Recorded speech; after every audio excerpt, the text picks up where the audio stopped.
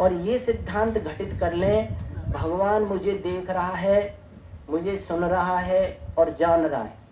ये तीन चीज अपने दिमाग में बैठा लो और बार बार इनको दोहराया करो।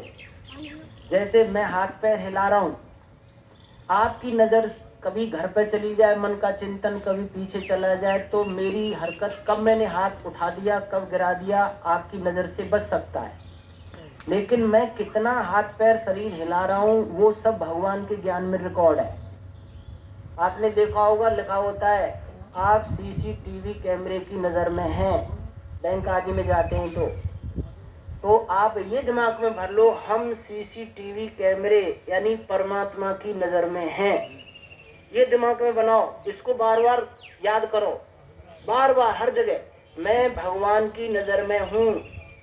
वेद में एक मंत्र का हिस्सा आता है, सांख्याता अस्य निमिषो जनानाम। मैं जीवन में आंख के पलक कितनी बार झपकता हूँ, जब से पैदा हुआ हूँ, जितनी बार मैंने पलक झपका है उन सब का भी ज्ञान भगवान के में रिकॉर्ड है। उंगलियां कितनी हिलाई हैं, शरीर कितना हिलाया है, ये सब भगवान के ज्ञान में रिकॉर्ड है कि मेरे संग है वो। और मैं वाणी से कितने शब्द बोला हूँ, जब से मैंने छोटा सीखा है बोलना, तब से अच्छा बोला हूँ, मंत्र बोले, गाली दी, बुरा बोला, अच्छा बोला, कुछ भी बोला, वो सभी भगवान के ज्ञान में रिकॉर्ड है। मैं क्या बोल रहा हूँ, इसलिए बोलना भी संभल के और शरीर की हरकतें भी संभल के करना। एकांत जंगल में भी जो ईश्वर को मान लेता है, वो शरीर से कोई हरकत नहीं कर सकता गंदी। जो भगवान को मान लेगा, ईश्वर मुझे देख रहा है, वो एकांत में भी शरीर से चोरी आदि, व्यभिचार आदि गंदी हरकत नहीं कर सकता।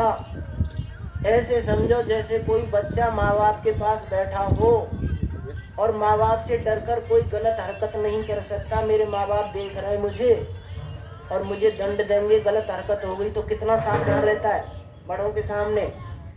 वैसी ही सावधानी भगवान के सामने हो जाती है। अगर ईश्वर को व्यापक हम मान लें तो, निराकार मान लें तो वो इतना सावधान हो जाएगा जैसे माँ बाप के सामने, राजा के सामने प्रजा सावधान रह जाती है। तो समझ लो तुम ईश्वर को मान रहे हो, ईश्वर की भक्ति चल रही है, और तुम मंदिर में तो पूजा कर लेते हो, डर लेते हो, और घर जाके वही झूठ बोलना, छल कपट, बेईमानी और सारे काम कर लो, तो तुम ईश्वर को अभी जानते नहीं हो, अभी ईश्वर को समझे नहीं हो। समझ लेते तो पवित्रता हर जगह आपके जीवन में आ जाती। इसीलिए भगवान जो है वो मुझे सुन भी रहा है, ये बात ध्यान में रखो। और तीसरी बात, मेरे मन की बातों को तुम नहीं जान सकते। मेरे वाणी से निकले वाक्यों को तुम सुनकर कह दोगे ये गलत बोल गए, ये सही बोल गए। शरीर की हरकत करूंगा तो आप बता दोगे यहाँ हरकत गलत कर दी तुमने शरीर की, ये सभ्य लोगों की हरकत नहीं है। लेकिन मेरे मन में गलत चिंतन आ गया, अच्छा आ गया, इसको कोई नहीं बता सकता, जान सकता। मैं अभी अच्छी बात कह रहा हूँ और मन में गंदे विचार उठा रहा हूँ, तो कोई दुनिया का जान सकता है? किसी के मन की कोई नहीं जान सकता। लेकिन भगवान तो मेरे मन की भी जान रहा है, क्योंकि मेरे अंदर बैठा हुआ है। मैं मन में कितना गलत चिंतन करता हूँ जिंदगी में, वो सब भगवान के ज्ञान में रिकॉर्ड हो रही है। और इन तीनों का फिर खाता बनाता है भगवान।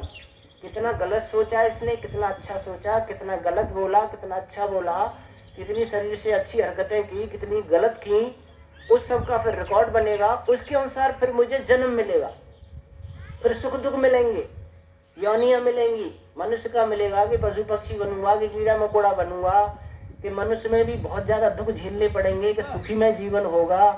ये मेरे मन के विचार, वाणी के शब्द, शरीर की हरकतों का रिकॉर्ड भगवान बनाता है। हर समय भगवान सीसीटीवी कैमरे के अंदर कैद हैं हम। इसीलिए बहुत सावधान होकर के संसार में जीना चाहिए। ईश्वर को जानने का मतलब है जीवन में पूर्ण सावधानी हो जाना, असावधानी हट जाना। एकदम सावधान होके चलेगा, फिर वो न किसी को दुखी कर सकता है, सबको सुखी करने की ही कोशिश करेगा, चाहे घर में सदस्य हो, चाहे पड़ोस में हो, चाहे कहीं हो।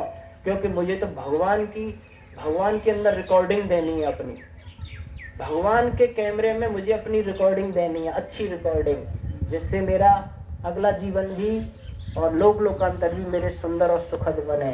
तो ईश्वर एक है, ईश्वर निराकार है, ईश्वर व्यापक है, सर्वत्र है, देख सुन जान रहा है, ऐसा समझ करके चलना।